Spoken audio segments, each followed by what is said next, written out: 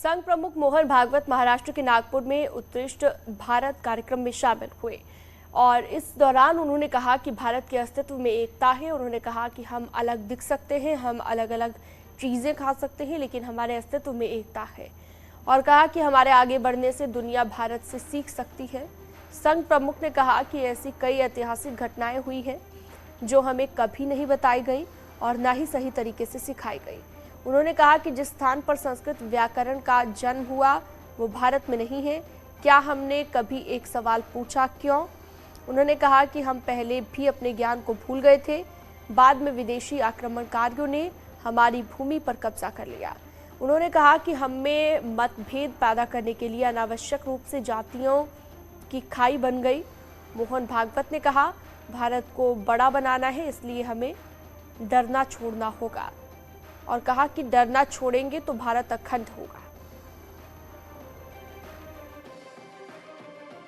सृष्टि की इन विविधताओं को आपस के कलह में न उलझाते हुए सबको साथ लेकर कैसे चलना, सबको साथ लेकर आगे कैसे बढ़ना, इसको अगर दुनिया को किसी से सीखना है तो दुनिया कहती कि हम इसको भारत से सीख। प्रकार की परस्पर विरोधी दुविधाओं से दुनिया भरी है। दुनिया का यही स्वरूप है, उसमें द्वैत है, लेकिन अद्वैत की भूमि पर पक्का खड़ा रहकर द्वैत की दुविधा को ठीक से चलाना, managing the diversities, managing the dualities, ये कहां से आएगा?